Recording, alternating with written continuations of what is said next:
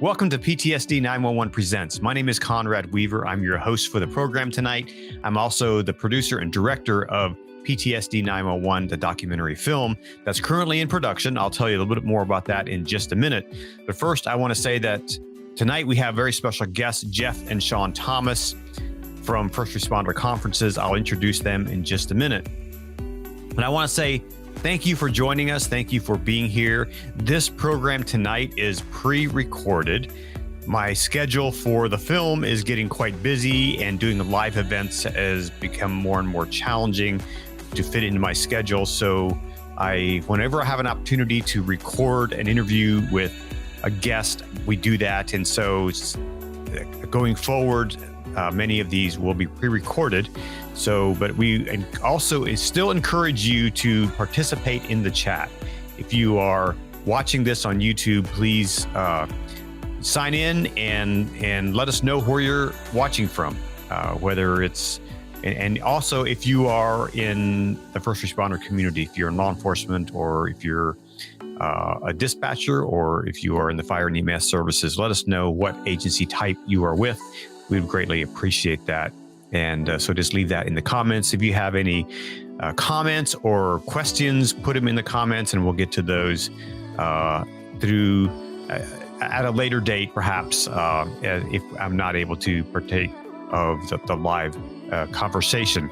Partly because tonight I'm actually in Dallas, Texas area. I'm working with the Garland City Police this week, filming with them. They're doing some amazing things in the area of wellness and mental health. And so I'm here in Texas all week to meet with them, to meet with other agencies in the Garland area that are doing great things in the area of first responder wellness. So that's where I am tonight. And so, but anyway, we have this great program. A little bit update on the film. We are continuing to make progress on the film. We just announced earlier this week, very excited to announce that the National Fraternal Order of Police has come on as a sponsor. They're providing a small grant for us to continue the work that we're doing. We're so thrilled to have their endorsement and their support for our film project, and continue to look for organizations and companies who want to partner with us to provide support and for this film. So if you are a part of an organization, you are part of a company, and you would like to throw your support behind the film project, we would greatly appreciate that. And just send me an email. I'll put the email in the comments below in the show notes so that you can reach out and let's start a discussion on how you can get involved to help support this project. And if you're just an individual and you say, hey, I really like these live programs, I really like the guests that you bring on, I want to throw you some support, we would appreciate that as well. I'll put a link in the show notes. Please click on that link and give your support to this film. We are totally supported by people like you and organizations that believe in this project. And so we want to continue to develop these programs and bring them to you free of charge. But we need support to do that in order to continue that. Also, to get this film produced takes a lot of effort, a lot of money to do that. And so if you can throw a few dollars behind that, that would be fantastic. There's a link in the show notes below for you to do that. Tonight, I'm really privileged to have Jeff and Shawn Thomas with us. Shawn, a few years ago, saw the need to put on an event where she brings the first responders together. And so she launched First Responder Conferences, and Jeff is an integral part of that as well. And they put on these conferences around the country. I had the privilege of attending one a few months ago here in Maryland, and really was impressed by the lineup of speakers that they had, and the interactions and the response from the attendees was fantastic. And tonight, Jeff and Shawn talk about those conferences, why they started them, and what they expect them to accomplish. And what they're doing this year. They're rolling out even more conferences this year, so they'll talk about that. So anyway, thank you for joining us. Be sure to leave in the chat where you're from, and we'd love to know that. And here is my interview and my conversation with Jeff and Shawn Thomas. Well, Shawn and Jeff, welcome to PTSD 911 Presents. Thank you for being willing to come on the program and talk a little a little bit about what you guys do and where we are today. So first of all, how are you? Good. We're good. Like Jeff was just mentioning earlier, it's pretty wet here in Washington, so we're trying to stay dry. But other than that, we're doing pretty good. Yeah, and Jeff, you're retired, correct, from law enforcement? I am. I retired in June 2020. So for a little while. Yeah. And so I want to get both of you just to kind of share a little bit about your background and who are you and what do you do? Go ahead.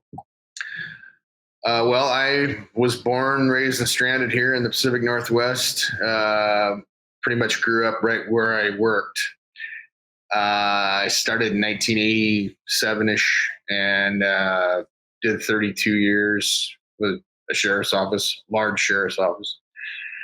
I had a career that was probably resembles a lot of people's careers. I worked the patrol extensively for 7, 8 years, and then I was on the SWAT team for 18 plus years. We've seen a lot of stuff. Seen a lot of, you name it, I've seen it. As far as PTSD goes, I there's so many opinions on it. I've heard doctors say that everybody who is involved in first responder stuff probably has some sort of PTSD. And it obviously varies from person to person. I haven't suffered any of that in my career. Although I have done things to self-medicate myself and had to deal with those. And luckily, the ramifications of that didn't hurt my career, didn't hurt me personally, and I've gotten through it. So, it's the trouble with the whole thing is there's no black and white answers. It's everybody has a different solution, and I guess the fight is to find out what that solution is for everybody on a personal level. Mm-hmm. And so you both are involved in law enforcement. Shawn, you are still active duty, right? Mm-hmm. Yes. Yeah, just like Jeff, born and raised, lived here my entire life. And my dad was a police officer. He retired after 30 years. And that's pretty much what ultimately brought me into law enforcement, is just being around it every day. It was just a normal thing for me. So when I graduated, I worked for the airlines for a little bit and then decided I wanted to be a police officer. And I was hired in 1997 by the King County Sheriff's Office. Just like Jeff, I worked patrol, street crimes, for Metro, Sound Transit. Now I am a detective, and I am the only one in our wellness unit. So I am our wellness and resiliency detective. So currently my job is to create and implement wellness programs for our department members and their families. And then I'm also training Serena, who is a 8-month-old lab, to be our therapy dog. So that is what I'm doing with the sheriff's office. Wow. So how long have you guys been together? How long have you guys been together as both law enforcement? So we've been married for 21 years. Well, congratulations on that. That's a rarity these days, especially in the law enforcement community. Yeah, no, we've been married for 21 years. I think, being in the same field, I know a lot of people say, oh, well, if you're both police officers, you're never going to make it. I think by knowing what each other does on a day-to-day basis, it probably helped us in the long run be able to discuss and talk about things, or say, I'm not in the mood to talk about it. So yeah, I think I think it's been helpful. But yes, at times, we both have type A personalities, and everybody wants to be in charge. So that can be difficult at times too. Yeah. Yeah. Any comments on that, Jeff? I think it gets easier as we get older. I mean, I kind of thriving now, not having to be in charge. It's kind of nice, one of the benefits of retiring. it was such a great job for such a long time. And then it really kind of soured towards the end of my career for, obvious reasons and numerous reasons. It just got to the point where I kind of hit the wall and felt like I couldn't do it anymore. I mean, I could have, but it was a very uncomfortable occupation. It got to be very uncomfortable. It just got to, when you're used to going forward 100 miles an hour with your hair on fire and taking care of stuff, and then all of a sudden that's halted. If you're that kind of a person, it's kind of hard to deal with. So I really sympathize with everybody who's still in law enforcement, because right now it's just not, perhaps it's going to get better again, or the circle. We can only hope, right? Yeah. I mean, just the thinking sometimes is questionable. I mean, you question it as a proud American free citizen. You question what people are thinking sometimes, and I think sometimes society doesn't really know anymore what it takes to be free and enjoy your community, and et cetera, et cetera. I think, it's kind of gotten weird, and I hope it comes back. Mm-hmm. And I know you guys live in a part of the country that's especially been impacted by some of these challenges in law enforcement and leadership that doesn't always see things as they really are, right? I think the politically correct term is it's very liberal. Yeah. You see my eyes dilate there. Well, we won't go deeper into that to cause any more additional trauma than what we need. So, but I know that you guys have both been involved in first responder conferences, and I want you to kind of share with me a little bit, share with our audience, how that started, what motivated you to start these conferences. And I've had the privilege of attending one of those, and it was well attended, and it was just amazing, the speakers that you had, and the content that is provided there was pretty significant. And so I want to hear a little bit about how that started. Sure. I always feel bad for Jeff when I tell the story, because I tell it over and over and over again, and he just, yeah. But anyways, so let's see. In 2006, I became a member of our peer support team. So I started responding to all the critical incidents that our deputies were involved with, and helping them and their families through that process. Fast forward to 2015. Jeff, like he said, had been on the SWAT team for about 18 years at that point, on the department for about 27 years, was undergoing a lot of organizational stress amongst cumulative stress, and was coping with alcohol. It got to the point where Jeff realized that he needed help, and I said, great, now what? We really didn't want to go to our department and say, we need help with this, because we weren't sure what was going to happen. So we searched for a confidential resource. We found one, and Jeff got the help that he needed. But during that whole process, I realized if we're both first responders and we don't know where to get help, there's got to be other people out there. So my peer support captain at the time was aware of what we had been through, and suggested and when I say we, he meant me, put on a mental health and wellness conference for first responders and their families. And I thought, well, sure, how hard can a conference be? And I realized that there was a lot of work putting on an event like that, but we had around 150 first responders attend, and at least 5 people that I know have reached out for help. And that was just substance abuse alone. So it was clear to me that there's a lot of first responders that were suffering in silence. And I knew my department at the time and other departments just really weren't proactive and didn't have programs, health and wellness programs. So first responders from different states reached out to me and said, hey, I really like what you're doing. Can you put on a conference here? And so then I just try to work with the local boots on the ground folks to make that happen, because every time we have a conference, people reach out for help. I've had people tell me it was the best training they've had in however many years that they've been there. I've had people call me and tell me that it saved their life. And so I became really passionate about it because of all that. And I just try to keep on moving forward however I can, because I know it's needed. And we've had 26 conferences now, and our 2022 calendar is full, and our 2023 calendar is halfway full already. So Wow. obviously there's a need for it. And so I just, I enjoy the work. I enjoy meeting so many great people, networking with so many fantastic first responders, and just getting to know what people are doing so I can help other people and help our department. Mm-hmm. Jeff, what would have been your experience like if you'd had something like this earlier on in your career? Would this been something that would have really benefited you, that maybe help prevent some of the experiences that you had?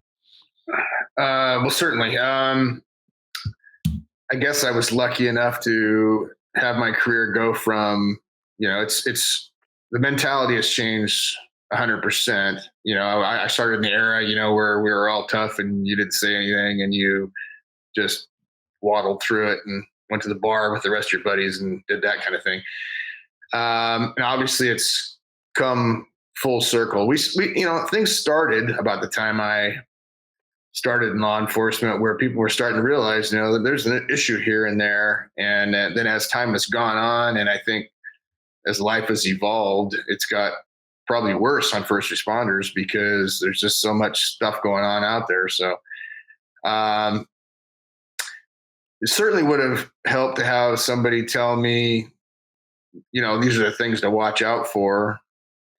But I don't think there was anything really in place for helping the first responder back in 1988 or whatever.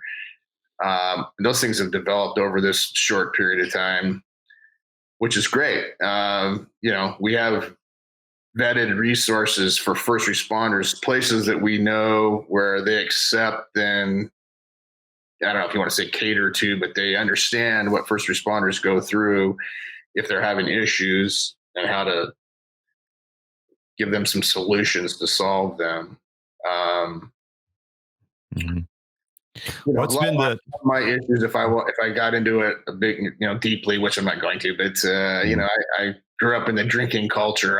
That was our era. That's what we did when we were kids, right? I mean, we wanted to be grown up, so that's how we got into it. Nobody forced us into it or anything, just the way it was, and those cultures have evolved. And there's different problems now. I don't want to blame it on it, but it certainly contributed to it. Mm-hmm. And then, it's just like every other, addiction or whatever when you get to a place where you need to medicate that condition, you go to what works for you, your coping mechanism. And mine was drinking, Mm-hmm. But it's different for everybody. I mean, there's probably all kinds of unbelievable stuff going on out there what people are doing to cope. So, yeah, it would have been nice to have some sort of program in place back when I started, but that just didn't happen. And luckily it's evolved, and, the stigma of everything has gone away to the point now where people, I think, in our professions can feel safe if they think they have an issue. Mm-hmm. Shawn, how has the conferences and what you're doing in wellness, how has that impacted your work as a law enforcement officer and even your agency? What's been the response from your agency? Yeah, I mean, they're fully aware of, what I do on my own time. And I think that's probably one of the reasons why I received the position is I'm doing this stuff, 24 hours a day. And it's great that even when I got into the position that I'm in now, it was nice to be able to find all of our internal and external resources available to our first responders, because I think that even though that Jeff says that the stigma is reduced, I still think that there's a stigma out there. I think that, but I think that people will reach out for help if they know there's some external resources. I know that there's a lot of first responders that just don't trust their department, and some departments give them reasons to. Sure. But I think that just being able to call somebody or have a point of contact and say, hey, I need assistance. Can you help me? Knowing it's confidential is huge. hmm So how do you, when you're, the wellness coordinator and you do these conferences, and so how do you take care of yourself? I'm sure you get bombarded by, lots of people and people reaching out for help, and how does that not wear on you? How do you kind of manage that? Well, I had to learn boundaries. So I think I do pretty good with knowing what I can take on and what I can't.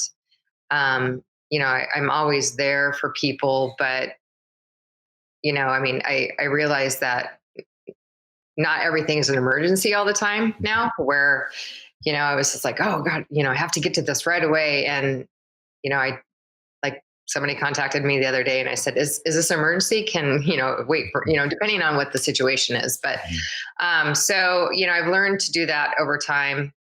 And but I mean, just it kind of seems weird, but this is my hobby. It's not something that I have to do. The conference work is not something that I have to do. Obviously, I get paid, well enough to live, and the conference stuff is all. I mean, I have volunteers helping, and so it's not like it's keeping us afloat. Because every conference just puts on the next conference. So, but it's just again, it's become a hobby, and it's something that I enjoy doing. So, And obviously you're passionate about it because the thing's growing and things are really moving forward, in the work that you're doing. So, which I think is awesome because I think it's helping so many people. The people I've talked to that have attended and have been to these things have really benefited from that. And so I think what you're doing is pretty cool. Um, so in thinking about putting on an event like this, how do you guys figure out what is needed in a particular city or in a particular areas? How do you figure out who's going to be speaking and what first responders need to hear? well, so we get contacted by people saying, "Hey, I'd like to have a conference," and so then we work with them to try to find a venue and make that happen. We have to have like a local boots on the ground folks to Sure. make that happen, because I live here and I know nothing about Maryland, right? hmm hmm So that's how we kind of move forward with where we're going, wherever somebody feels like there's a need and they're passionate about it and want to help us get there. And then we have over time have just kind of figured out a lot of people like the personal stories with their post-traumatic growth, which comes along with it, because earlier, just like Jeff said, it's not a one size fits all. So we really want to put out as many different mental health and wellness tools to get first responders through these difficult professions. So we try to find people that do yoga, people that do mindfulness, people that I mean, just not you know getting on a treadmill. Like, I mean, yes, we all know that we need to do physical activity, but uh, I think that people need to uh, try other things and find what works for them. So, therapy might work for me, a treadmill might work for Jeff. So, it looks different for everybody. So, we try to find speakers that have some type of different mental health tool. hmm Um, to run it by our first responders to maybe get them in the mindset of, oh, well, maybe I should try this. This is not working. So I didn't know about float pods, or I didn't know about EMDR, or different different types of tools. So that's really kind of how we put the conferences together. I mean, we believe that there's some things that are super important, like financial stuff. Um, hmm we know a lot of first responders that work a lot of overtime and live outside their means, and so we really want to make sure that people are financially fit. Uh, Well, that's such an important thing is for all of us, no matter what profession you're in. But I know just from speaking with first responders around the country that the financial aspect is just a real challenge, especially in today's world where, You have, inflation and rising prices and and when you grew up in a culture perhaps that just taught you to borrow, borrow, borrow, and here's a credit card to pay off your stuff, that can just create huge problems. Is that something that you guys have kind of worked through as a couple? Well, do you Well, want to? luckily she had me, so no. But now we've stayed on top of that, luckily. But just in the conference situations where we've met people and we have a few specific financial professionals that come and speak, and it's very eye opening. The one thing I was going to say was that she keeps the conferences diversified, as far as like not being just for the police or just for fire or just for whatever. I mean, we try to have several subjects at each conference.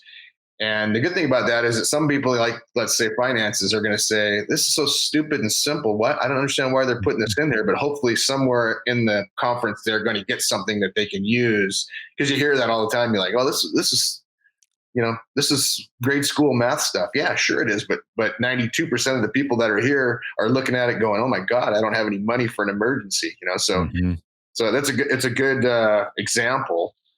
But like I said, the diversification of the conferences are what I think Shawn's looking at the most, because there's so many interests there and so many different first responder cultures there that everybody can come out of it with some sort of help, even if not every single topic is in their ballpark. How can we get, we as in the first responder community and people like you guys who are putting on these conferences, how can these things influence leaders in first responder agencies? I mean, that's, John Maxwell, leadership guru, says everything rises and falls on leadership. And so, if you have an agency that doesn't recognize, there's an agency in Virginia, a fire agency that is very well known, and they basically cut all the funding for peer support because they're like, we don't need that. That's crazy. And the guy who was leading it, he's retired now, and we're going to actually do an interview with him. He was like, "Are you kidding me?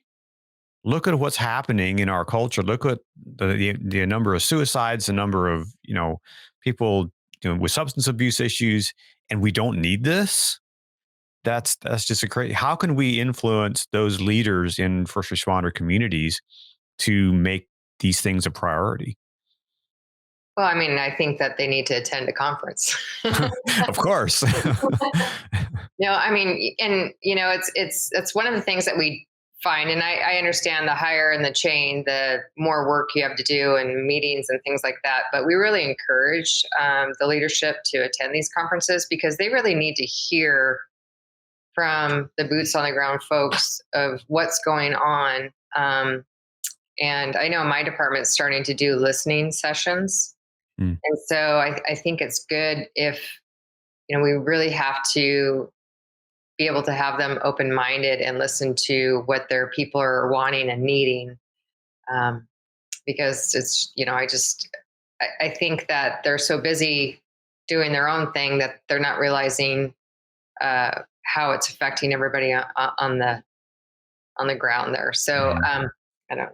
It's one of the problems that I've noticed. Obviously, we're in the Pacific Northwest, and so we don't really have a complete grip on the way things run in all different parts of the country, and that's one of the obstacles you run into when you're trying to put on a conference in Mississippi or something in smaller counties, and they don't have any money, and so their first priority is to try to survive money-wise, and so unfortunately, the mental health aspect of this health and wellness is just kind of self-explanatory, and then I don't really want to say this out loud, but it's getting political, right? I mean, if you don't take care of your troops or, your people or whatever, I mean, politically, you can sink yourself, I guess, which I would guess that'd be an asset, because there obviously are issues, and you can't just say that we don't have the money to try to, to come, to answer that. So,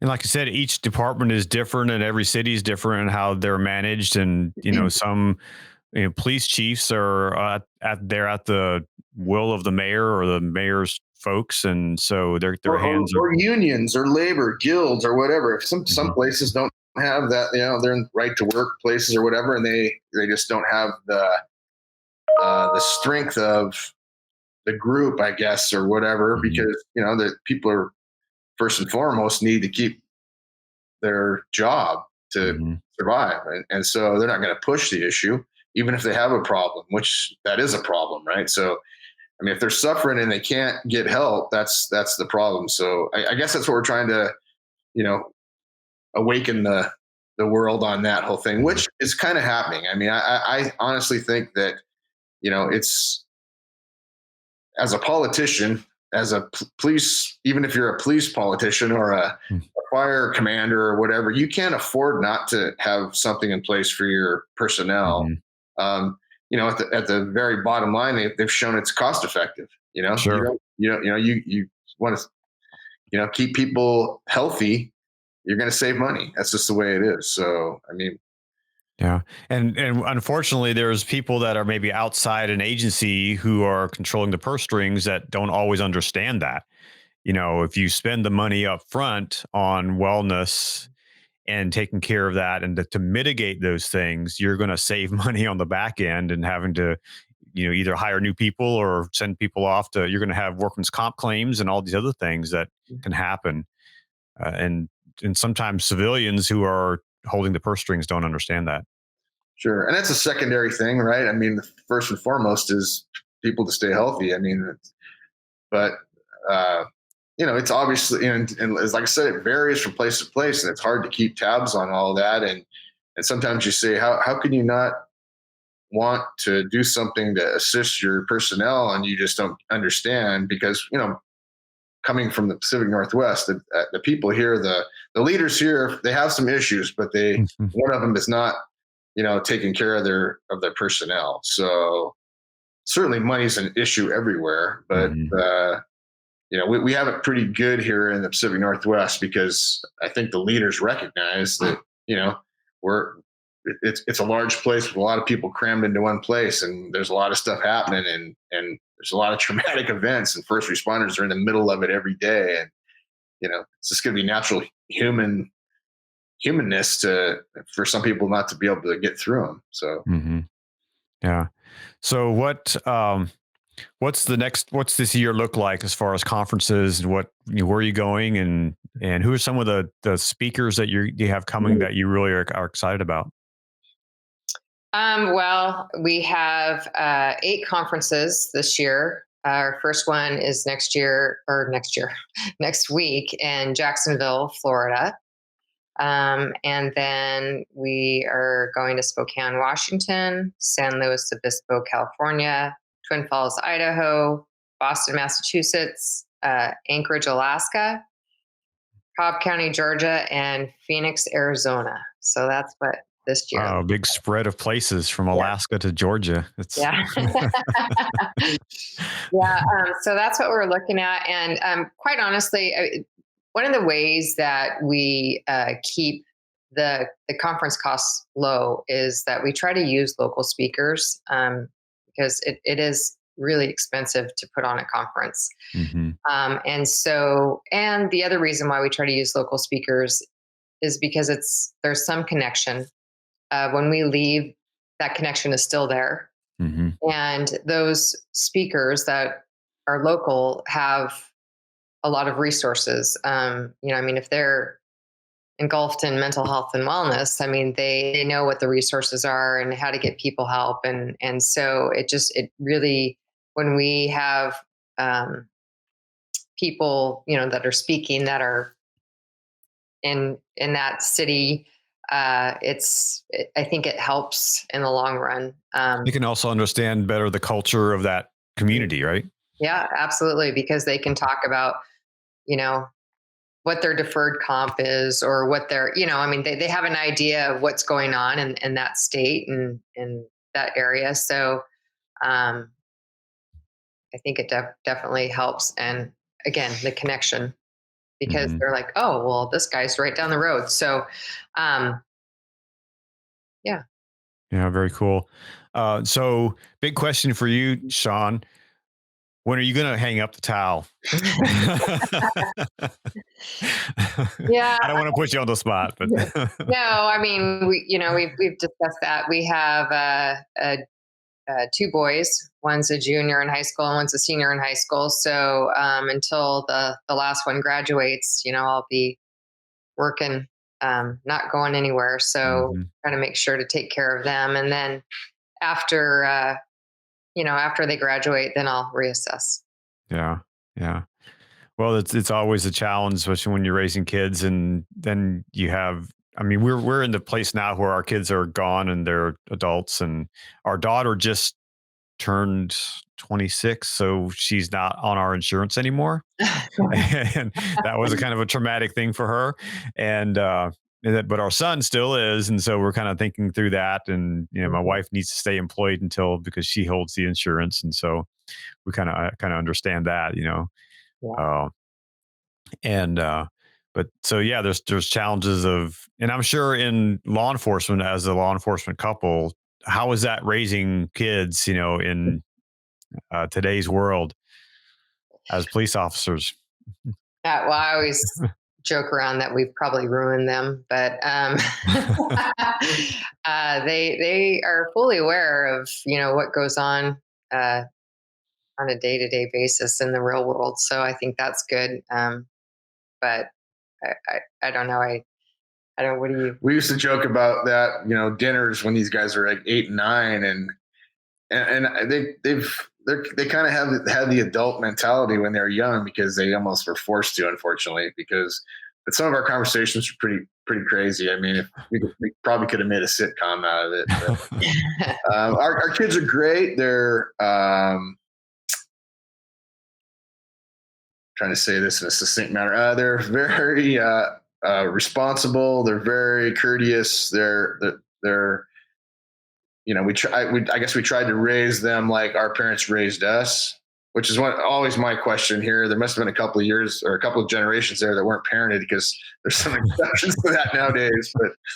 But I think our kids are on par, kind of in the same thinking that we are about the world and the way things are going. So I mean, Mhm. we're proud of them, and feel pretty good about where they're headed as far as going into adulthood. Yeah, Mhm. they're very patriotic, and they're both looking in to going into the service. Okay. Yeah, Very cool. That's not got to the make you police part, proud.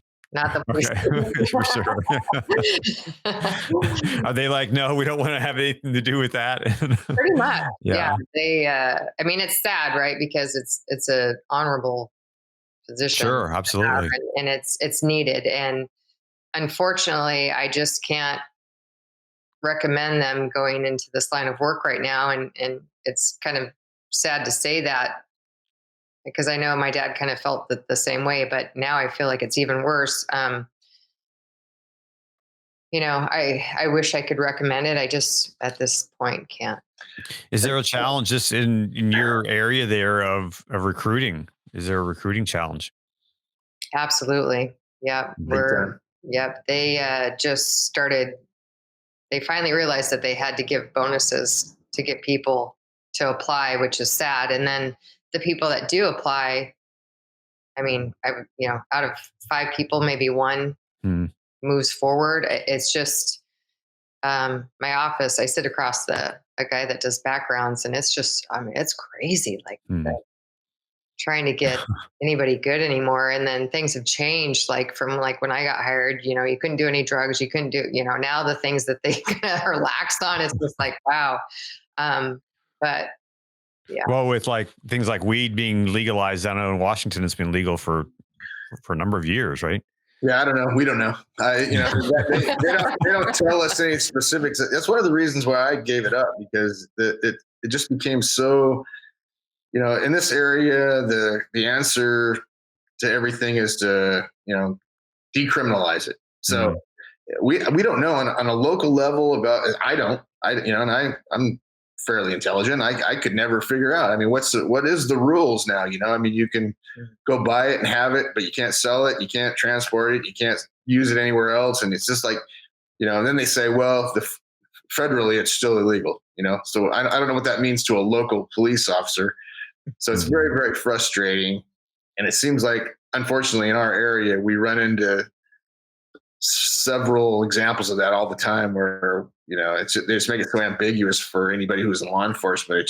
I don't know how they do it nowadays. So. I'll never forget it. This was not in Washington, but I was in Portland, Oregon a number of years ago, and I got a rental car at the airport, and I was like, this thing reeks of weed.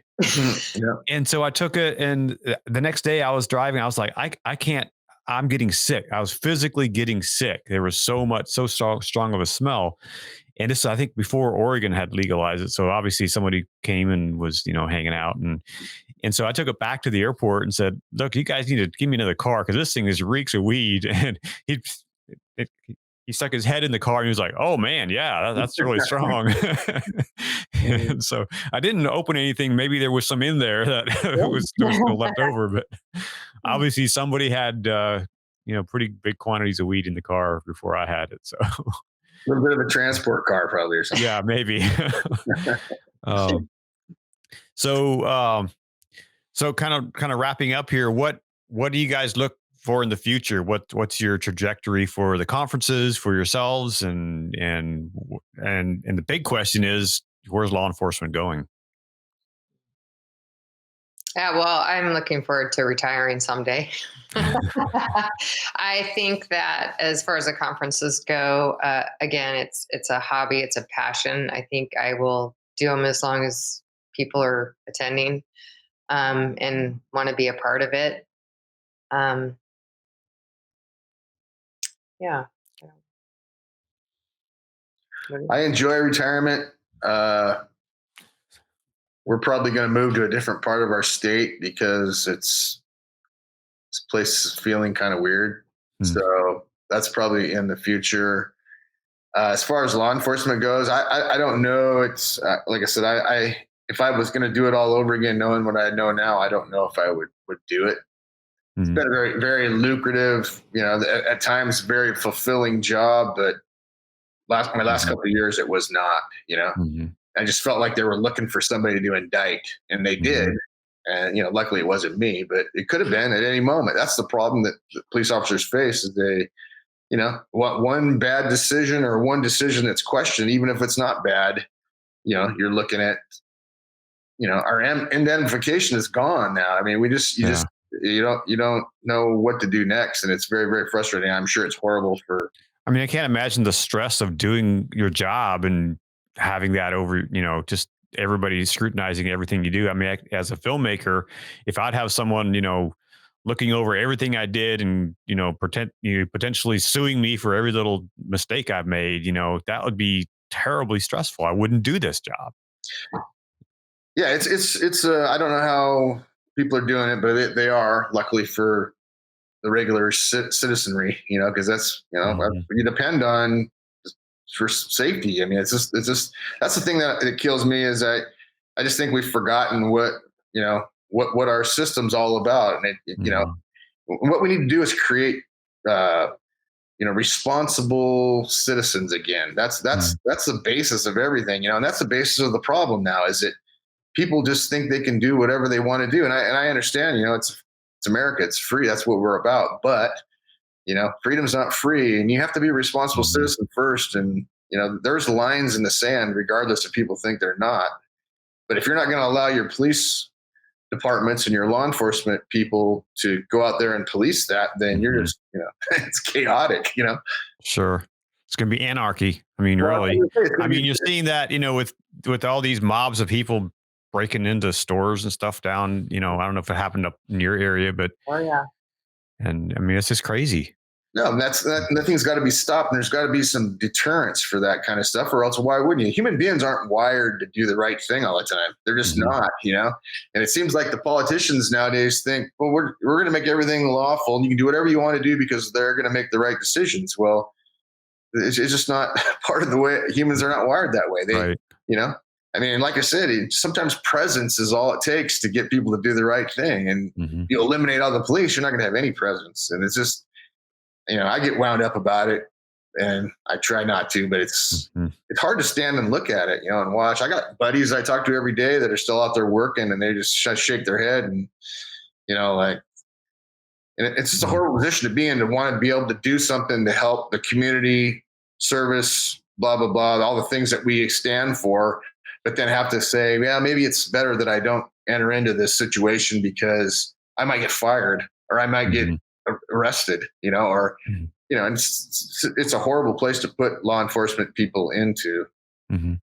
So for both of you, what do each of you do to relieve stress, to have fun, to kind of put some of these stressful things aside? What do you guys do? Well, I like, I know, that's why I told Jeff the other day, I'm like, oh man, I have all this. I'm just really, I need to get on the treadmill. So, and I was telling him, I go, this is my new mindfulness, because I turn on like a Netflix show and I get on the treadmill and I just go and I don't think about anything else. So that sometimes works for me. Obviously, I'm not going to lie. I think that we both could definitely do a better job of self-care. I know that I try to tell myself, okay, well, I'm going to get a massage every month. And, but honestly, life just gets in the way, and it's hard to set aside that time to do the things that you need. I don't think that we neglect ourselves, but we could probably do a better job for sure. But life is just so busy with, 2 kids and a job and conference. And so, yeah, I know that's probably didn't answer your question and really has made me think about the things that I need to do better. But I think, we get into different parts in our lives. Like right now we have kids that we're taking care of. And so once they leave, I'm really going to have to find something to do because they require time a lot. Jeff, what about you? Oh. Well, the same thing. We try to eat right and try to exercise as much as possible. It's a horrible time of the year right now, so it's not like you spend a lot of time outside, and if you do, you get wet. So. Yeah. But yeah, she's right. We're kind of in the part of our lives where we're getting our kids to adulthood and figuring out colleges and that kind of stuff, and it does take away from your, self-care stuff. It does. It's. We're here. We were at the end of the year, and we, of course, like everybody else, okay, we got to start eating better, and we're gonna have to dump some weight, and the same thing. We're doing exactly the same thing everybody else does. As far as the future goes, I always kind of told her this. I had this weird thing in my head that one of these days everything's going to be fine and taken care of, and it's just going to be easy street. And that's just that's a joke, right? Because no matter where you are in life, there's always some stresses or some stuff going on. So, and then I think I was in the shower. I used to have a sergeant that would say, hey, I was in the shower this morning, and I thought of. But I was thinking, as you get older, life, maybe there's some ease to it, but then I kind of laughed at myself because I think it's more like apathy. You just kind of unfortunately have to, the way things are, you have to sort of put stuff out of your mind or behind you or whatever, and just not think about them, because, well, at least for me, it drives me crazy. I read the paper. I always make this joke, I'm obviously old because I still get the paper. News today, but she always gives me a hard time because I get so angry at stuff that I read. Because, and of course here you're talking about a very liberal place with liberal media, and it's just, sometimes I just have to wad it up and walk away, before I explode. So, yeah. And it's hard not to do that when you're that way, Yeah. I think sometimes, actually last night, my wife and I were watching a program on YouTube. We follow this couple who's they have a sailboat. They sail around the world and have the YouTube channel, and that's how they make their money. And they were in some island down, I think Tonga, which is like down off of New Zealand, in the middle of the Pacific Ocean someplace. And there was a guy there that he was like on their boat, and he was just like, this is such a great place because there's no internet, there's no phones, there's just wind and water and waves, and there's no stress. And I'm like, maybe that's what we need to do. Buy a sailboat and go to Tonga and just, Yeah. enjoy because you can then just go wherever you want to go and just do whatever you want to do and don't have to worry about the rest of the world. So maybe Yeah, that's an answer. we planned a couple trips this year. Like I said, my oldest is our oldest is gonna graduate, so it's one of those things where we're trying to get all the last minute, family as far as a unit of four Mhm. doing things together. I mean, I know that there's other opportunities. I'm just saying, like Sure, sure. but we planned a trip to Cancun and we planned a cruise to Alaska. So um, Nice. we're looking forward to those trips just to unwind and I think it's so important to have that kind of stuff that you can look forward to. If mhm, you just have that here and now, especially with COVID and all the other crap that's going on, you can really get bogged down with, just the here and now. But if you have something like that to look forward to, I think that's something my wife and I were planning something for our 30th anniversary this summer. And we're planning something fun for that. And it's something to look forward to and to give you some hope, right, for the future. So I think that's yeah. important.